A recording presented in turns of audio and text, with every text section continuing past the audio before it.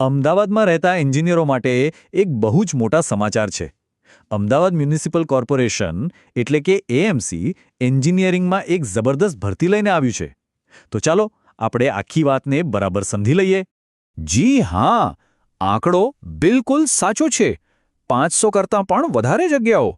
ગુજરાતના સિવિલ એન્જિનિયરો માટે આ ખરેખર એક જબરદસ્ત તક કહેવાય. તો આજે આપણે શું જોવાના છીએ? સૌથી પહેલાં તો આ 500+ નોકરીઓ વિશે જાણીશું.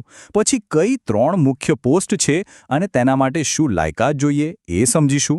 ફોર્મ કેવી રીતે ભરવું, ફી કેટલી છે અને છેલ્લે હવે આગળ શું કરવું, આ બધી જ વિગતો પર આપણે નજર કરીશું. તો આ છે શું?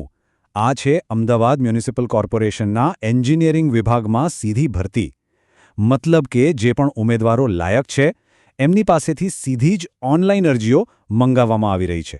સૌથી અગત્યની વાત, આ તારીખ નોંધી જ લેજો. 23 જાન્યુઆરી 2026 રાત્રે લગભગ 12 વાગ્યા પહેલાં ઓનલાઈન ફોર્મ ભરી દેવાનું છે. આ તારીખ ભૂલથી પણ ચૂકાય નહીં, એનું ખાસ ધ્યાન રાખવું. સારું, તો હવે એ જોઈએ કે આ ભરતીમાં કયા કયા મુખ્ય પદો છે, કારણ કે ત્રણેય પદની જવાબદારી અને પગાર અલગ અલગ છે. અહીંયા ત્રણેય પદની સરખામણી કરીએ. જુઓ, સૌથી વધુ જગ્યાઓ તો આસિસ્ટન્ટ ટેકનિકલ સુપરવાઇઝરની છે, પૂરી 474. એના પછી આવે છે આસિસ્ટન્ટ એન્જિનિયરની 71 જગ્યાઓ અને છેલ્લે આસિસ્ટન્ટ સિટી એન્જિનિયરની 47 જગ્યાઓ. અને હા, પગારમાં પણ એક ખાસ વાત છે. પહેલા 2 પદમાં બેઝિક પગાર સાથે ભઠ્ઠા મળશે, પણ સુપરવાઇઝરના પદ પર 3 વર્ષ માટે ફિક્સ પગાર રહેશે. આ ચાર્ટ જુઓ તો એક વાત બિલકુલ સાફ થઈ જાય છે. મોટાભાગની જગ્યાઓ એટલે કે લગભગ 90% વેકેન્સી તો ખાલી આસિસ્ટન્ટ ટેકનિકલ સુપરવાઇઝરની જ છે. એટલે કે સૌથી મોટી તક આ પદમાં છે એ વાત ચોક્કસ. ઓકે, તો હવે સૌથી અગત્યનો સવાલ, કોણ આ માટે એપ્લાય કરી શકે છે?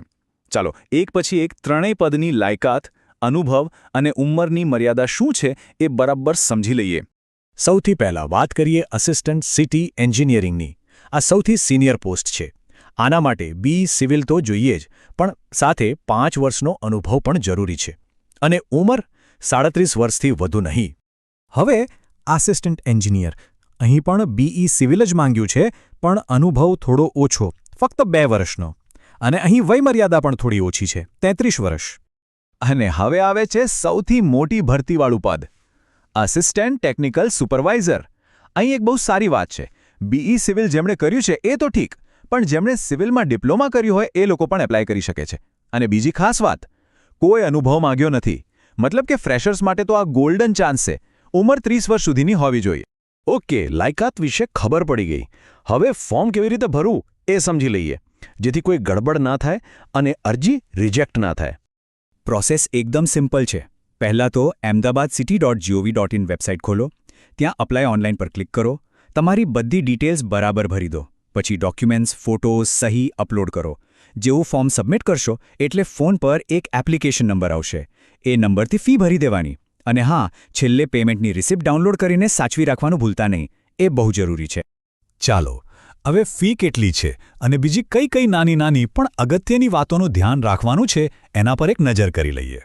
ફીની વાત કરીએ તો જનરલ કેટેગરી માટે 500 રૂપિયા છે, અને જે લોકો અનામત કેટેગરીમાં આવે છે એટલે કે ઈડબ્લ્યુએસ, એસસીબીસી, એસસી, એસટી, એમના માટે ફી અડધી એટલે કે 250 રૂપિયા છે. હવે આ થોડી વાતો ખાસ ધ્યાનમાં રાખવા જેવી છે. એકવાર ફોર્મ ભરી દીધું પછી એમાં કોઈ ફેરફાર નહીં થાય. જે ફોટો અપલોડ કરો એની થોડી કોપીઓ પાસે રાખજો, આગળ કામ લાગશે. અને જે પણ કાસ્ટ કે ઈડબ્લ્યુએસ સર્ટિફિકેટ છે એ અરજીની છેલ્લી તારીખ પહેલાંના હોવા જોઈએ. અને સૌથી જરૂરી વાત, ભૂલથી પણ ખોટી માહિતી ના આપતા, નહીંતર ફોર્મ સીધું જ કેન્સલ થઈ જશે. આનો સીધો મતલબ એ છે કે જેટલી પણ અરજીઓ આવશે એમાંથી મેરિટના આધારે ઉમેદવારોને પરીક્ષા માટે બોલાવવામાં આવશે. અને આ બાબતે અમદાવાદ મ્યુનિસિપલ કમિશનરનો જે પણ નિર્ણય હશે એ જ ફાઇનલ ગણાશે. તો આ હતી આખી ભરતીની વાત. બધી માહિતી હવે આપણી પાસે છે. તો હવે આગળ શું? હવે બધાના મનમાં એક જ સવાલ હશે કે પરીક્ષા ક્યારે છે? સિલેબસ શું હશે? તો જો, એ બધી જ માહિતી હવે પછી એએમસીની ઓફિશિયલ વેબસાઇટ પર જ આવશે. એટલે વેબસાઇટ રેગ્યુલરલી ચેક કરતા રહેવું ખૂબ જ જરૂરી છે. જો 500થી વધુ જગ્યાઓ, આ કોઈ નાની વાત નથી. ગુજરાતના એન્જિનિયરો માટે આ પોતાની કરિયરને એક નવી દિશા આપવાનો મોકો છે. એટલે હવે સવાલ એ નથી કે તક છે કે નહીં. અસલી સવાલ તો એ છે કે શું આ તકને ઝડપી લેવા માટેની તૈયારી શરૂ થઈ ગઈ છે? કારણ કે તૈયારી શરૂ કરવા માટે આનાથી સારો સમય બીજો કોઈ ન હોઈ શકે. સૌને ખૂબ ખૂબ શુભેચ્છાઓ.